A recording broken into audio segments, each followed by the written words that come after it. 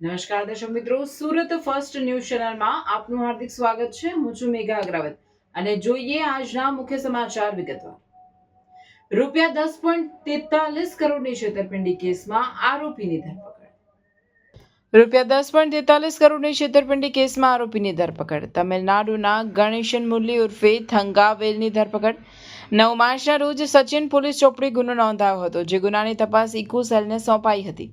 આરોપીએ આધાર કાર્ડમાં ચેડા કરી ખોટું એડ્રેસ બતાવી બનાવટી પેઢી ઊભી કરી હતી. શિવમ ટ્રેડર્સ નામની પેઢી ઊભી કરી કર્ણાટકના મૈસૂર ખાતે કરોડોનો માલ મંગાવ્યો હતો. 10.43 કરોડનો જે કાર્ડ સાડીનો માલ મંગાવી છેતરપિંડી આચરી. ઉપરાંત બોગસ પેઢીના નામે ખોટી રીતે જીએસટી નંબર પણ મેળવી લીધો હતો, જે બોગસ પેઢીના આધારે સુરતના ટેક્સટાઇલ વેપારીઓ પાસેથી ₹2.43 કરોડની જે કાર્ડ સાડીના માલની ખરીદી કરી હતી. 2 કરોડ જેટલું એડવાન્સ પેમેન્ટ કરી વેપારીઓનો વિશ્વાસ અને ભરોસો સંપાદન કર્યો હતો, જે બાદ કરોડોનો માલ મંગાવી હાથ અદ્ધર કરી દીધા હતા. સમગ્ર કેસમાં કુલ 6 થી વધુ આરોપીઓ સામેલ, જે આરોપીઓ પૈકી ગણેશન મુરલી ઉર્ફે મંગાવેલની ધરપકડ કરવામાં આવી. આરોપીને કોર્ટમાં રજૂ કરી 6 દિવસના રિમાન્ડ મેળવવામાં આવ્યા. આરોપી વિરુદ્ધ બેંગ્લોર પોલીસ સ્ટેશનમાં પણ ગુનો નોંધાઈ ચૂક્યો છે, જે ગુનામાં પણ આરોપી હાલ ફરાર છે. વધુ તપાસ ઇકો સેલ દ્વારા હાથ ધરવામાં આવી. આરોપીની ધરપકડ તારીખ 9/3/2026ના રોજ ઇકોસેલ ખાતે એફઆઈઆર નોંધવામાં આવેલ. આ એફઆઈઆરની વિગત એવી છે કે ફરિયાદીશ્રીને તમિલનાડુના વેપારીએ પોતે સોશિયલ મીડિયાથી કોન્ટેક્ટ કરી અને તમિલનાડુમાં પોતાનો બહુ જ મોટો વ્યાપાર છે એ રીતનો વિશ્વાસ આપી અને ફરિયાદી સાથે વાતચીત કરી અને ત્યાંથી કુલ 10 કરોડનો માલ પોતે આરોપીઓએ મંગાવી લીધેલો.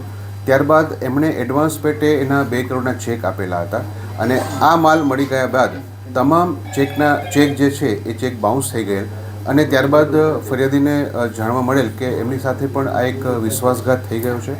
જે અનુસંધાને આપણે ફરિયાદીની ફરિયાદ લઈ અને તાત્કાલિક ટીમ તમિલનાડુ રાજ્યમાં રવાના કરી જે તે સમયે 3 આરોપીની ધરપકડ કરવામાં આવેલ હતી અને ત્યારબાદ આ જ ગુનામાં સંડોવાયેલા અન્ય આરોપી ગણેશન ઉર્ફે મુરલીની પણ ધરપકડ કરવામાં આવેલ છે. આ આરોપી જે છે એ પોતે અન્ય આરોપીઓ સાથે એક મેનેજર તરીકે કામ કરી અને સમગ્ર વ્યવસાયનું પોતે સંચાલન કરતો હતો અને જે માલ આવે છે એ માલ કોને આપવાનો તેમજ કયા પૈસા કયા અકાઉન્ટમાં ટ્રાન્સફર કરવા વગેરે તમામ બાબતની કાર્યવાહી હાલનો આરોપી કરતો હતો.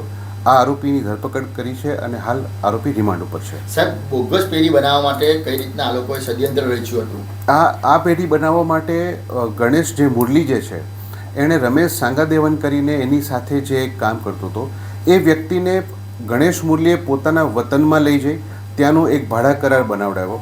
ભાડા કરારના આધારે એ રમેશના આધાર કાર્ડમાં પોતે નામમાં અને એડ્રેસમાં ફેરફાર કરાવી અને એ આધાર કાર્ડના આધારે નવો જીએસટી રજિસ્ટ્રેશન કરાવી અને પેઢી ઊભી કરેલી હતી. સાહેબ, આ એક જ ગુનો છે કે અગાઉ કંઈ ગુના આચી છે?